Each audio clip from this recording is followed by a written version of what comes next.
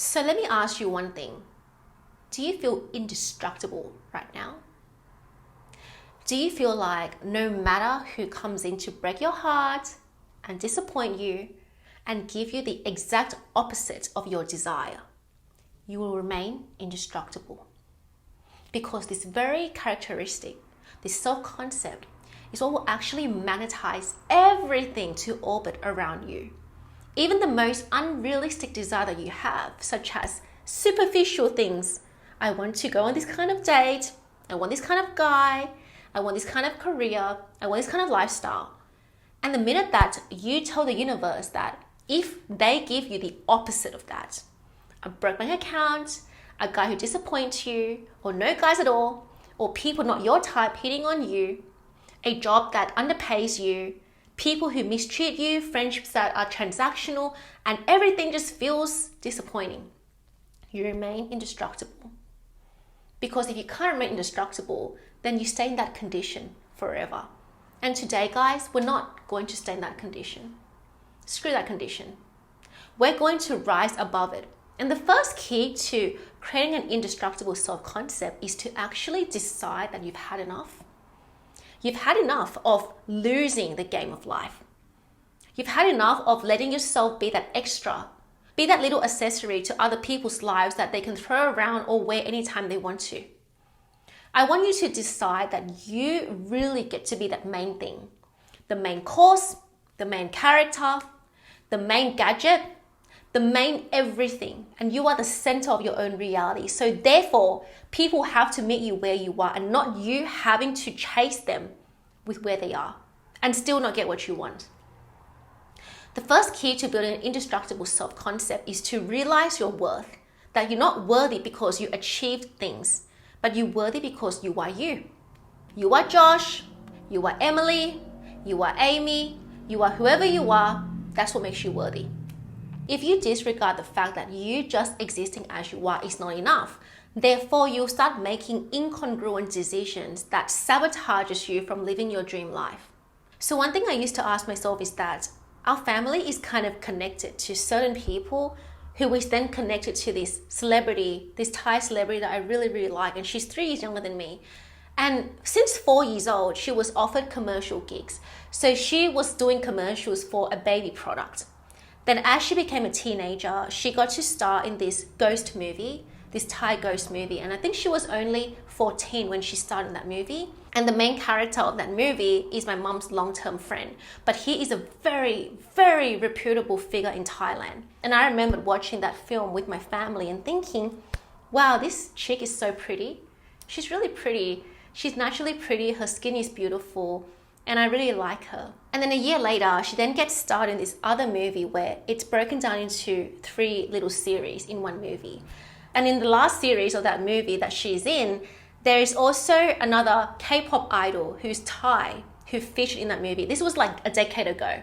So I was like, wow, it's happening for her. I wish I could have had the opportunity to step into that world too. And then this momentum for her just kept going on and on and on until one day I saw that she had 4 million Instagram followers. And I was like, wow, I really wish that I had the opportunity to step into that world again, to know how people build themselves up, to understand what it takes to be cast as the main lead in a Thai movie. And then one day in 2016, me and my mom went back to Thailand and we met up with our family friend. And this family friend, she also used to debut in a major singing label. So she's kind of like a celebrity and also influencer. And because she's a very good person and I just want to be genuine towards her, we ended up creating a nice bond. So after our lunch, we then decided that, okay, let's go to the gym. And it's like a premium gym where celebrities and all these people go to in the evenings. And then as I was getting changed at that gym, that girl who had 4 million Instagram followers at the time, she was like right in front of my face. And I was like, oh shit, it's her. And she came to say hi to my family friend. And it turns out that her and my family friend went to high school together. So they greeted each other like mates, like, hey, what di? Ben ngay bang? Like really, really like a mate tone. And I was just shocked. I was like, wow, I literally saw her in person really, really close. And I just kept staring at her and smiling at her. And she was looking at me like, smiling at me back, but just looking like I'm a bit odd. And I understand her at the time. This was in 2016, so almost 10 years ago. And then later on, I ended up being in a cycling class with them as well. And she had this other friend who's also kind of a singer in a Thai label. And then I didn't know that she was a singer, but she was tall and pretty. So I asked her, can you please help me adjust my bike? And she was nice. She was like, okay, I'll help you adjust your bike and everything. And I didn't know that I actually asked a Thai singer or somebody that debuted in a Thai label to help adjust my bike because I didn't know her. So it was really awkward and just like a weird exchange. But it taught me something really crucial about life, because while this cycling class was happening and my family friend was cycling next to me, I just kept observing them, the whole group, and how their energy was so radiant. She had this kind of really magnetic energy about her. I don't know if it's about her skin or her tone or something about her. It was just so magnetic in person.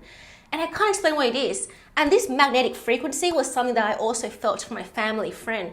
And it just felt like these people who debut under major Thai labels, there's just something about their aura that makes you feel captivated to want to be near them. And even on that evening, my family friend had somebody approach her for an autograph. So I just came back that day and I told myself, like, one day I want to be like them. I want to have that same magnetic frequency. And I don't know how they have it. I don't know if it's because they get to go to the gym often or they're born rich, but I want to be like that too. Because the bottom line of this story is that the more you have, the more you have. The girl who had 4 million Instagram followers, she doesn't want 4 million Instagram followers. I'm pretty sure, 100% sure she didn't need it. And the reason why I'm sharing with you about these people is because the girl who had 4 million Instagram followers, so when she was about 16, I believe, she was hit with a major scandal. And that scandal was that she was not obedient. She was not very nice. Her manners are off. And she talks back to the media when all she was doing is being unapologetic. She was being herself, and at the time it was such a big deal that people would just crush her with a lot of hate comments. And still after that, she kept rising and rising, and her energy became more contagious. And that's an example of somebody who has an indestructible frequency. Until this day, she's still in entertainment.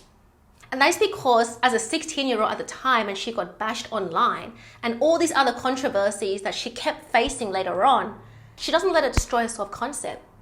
After every single controversy, she kept getting more and more movies, booking more and more series, and it just kept being normal for her that she always got paid, always got hired. People want her in entertainment. Even though, yes, you can call her a Nepo baby, but everyone wants to work with her because she has an indestructible self-concept. So this was one thing that I really, really wanted to have myself.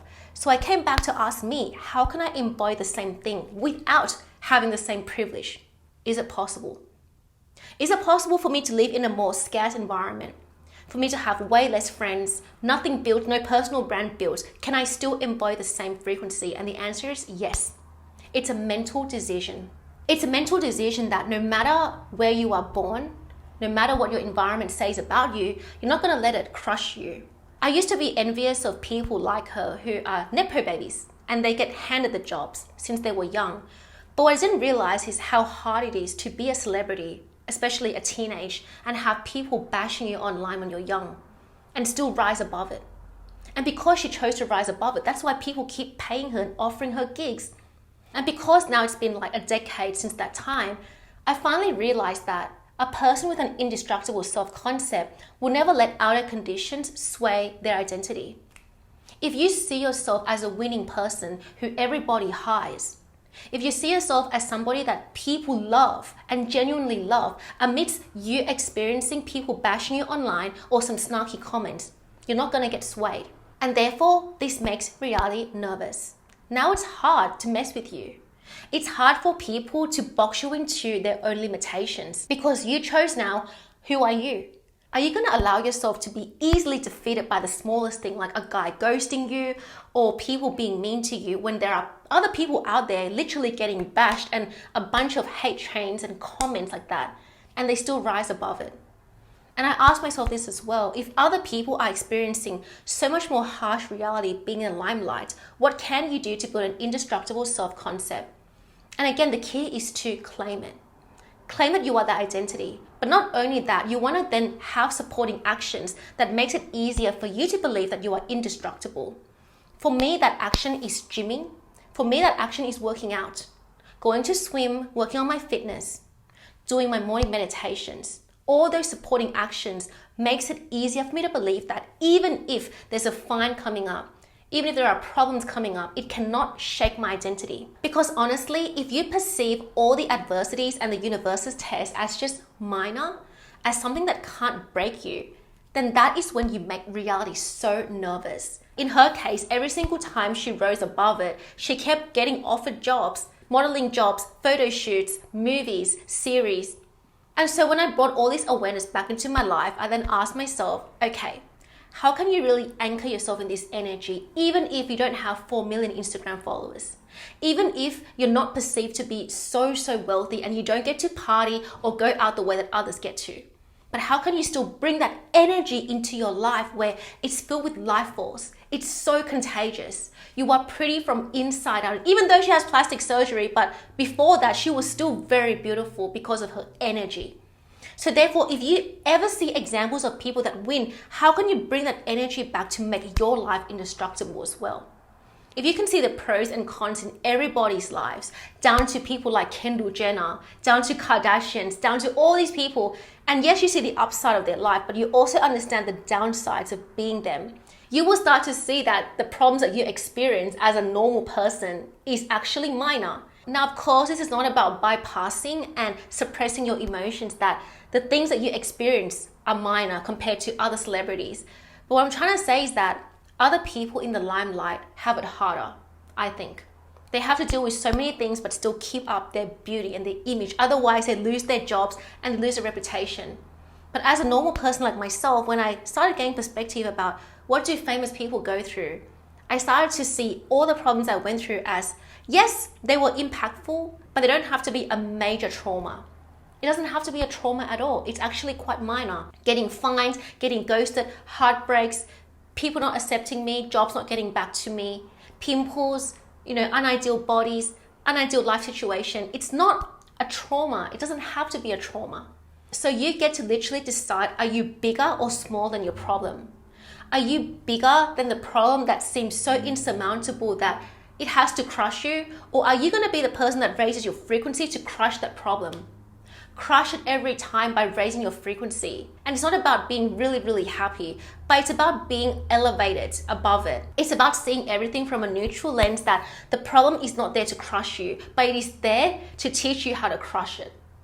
The more you are focused on the fact that you already have your dream life from within, and no matter what fines, what disappointments and rejections come in, you already have your dream life, so why does it even matter? Build such an indestructible self-concept that no hate trains, no bad comments, no snarky comments, no mean people, no rejections, disappointments, ghosting can do anything to you. It can't destroy you. But in fact, you can destroy it by being above it. Stay above it. Choose that you can be that person. Choose that you can absolutely be like the people that you admire. And reality has to give you what you want.